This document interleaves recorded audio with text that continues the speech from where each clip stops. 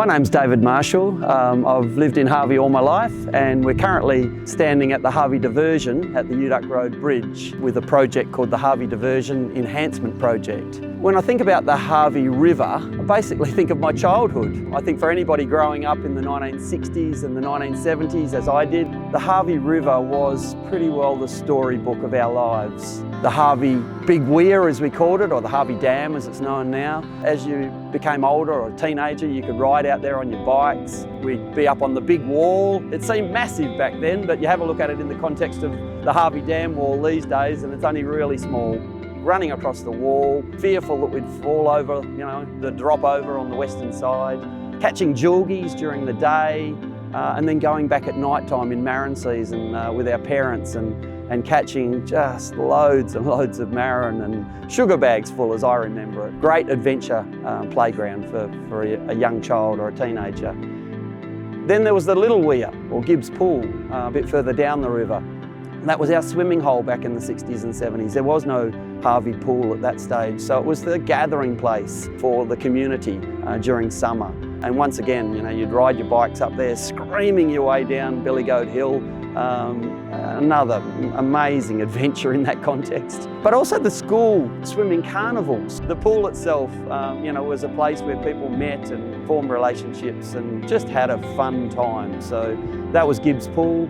The Harvey River, continued to flow down through the valley after that, and then snaked its way into town, around the back of the Sunny West factory where so many men and women of the town worked at that time. And great childhood memories in the Harvey River, underneath the 3rd Street Bridge, once again, marron and fish of all types. I suppose some meant to be there and others that were probably introduced. And then I suppose the thing that all children of that age were involved in was the channels, the open channels that were all over town, that took the water out to the farms. And yet for kids, that was such fun. It was just a place to, learn how to swim. It was a place of danger as well. And I think we were all understanding of that because the water went into pipes and went behind grates and did all sorts of things. So it was risk-taking for the kids growing up in town, but also just so much fun.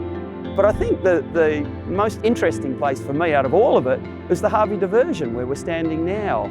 That was built in the 1930s. I think it started in about 1931 and the official opening was in about 1935. And it was a place of employment for about 2,500 unemployed men at the time during the Depression, a state-based government scheme that allowed for employment here. They basically dug it with shovels and with wheelbarrows. They started out at Mile Up, and 22 kilometres later they hit Harvey, and most of that, in particular through the sand country, was dug by hand. Just a phenomenal job that was done through both summer out on that black sand, must have been horrendous in their tents and living conditions and that sort of thing, but then winter, freezing cold winters, and doing the same. So unbelievable project that allowed Harvey to open up, basically get rid of the flood water that was here in most winters, and then open up those channels and the irrigation, the agriculture, the horticulture, and all that Harvey is known for. The diversion was such an important project. Major flows during the winter. They're certainly my memories as a child.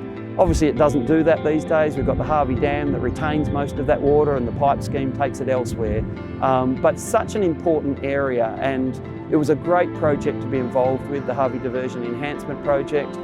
Brian Hollins, who's now passed away, Ellis Fielder, Richard Knight, myself and others, able to bring that project to life.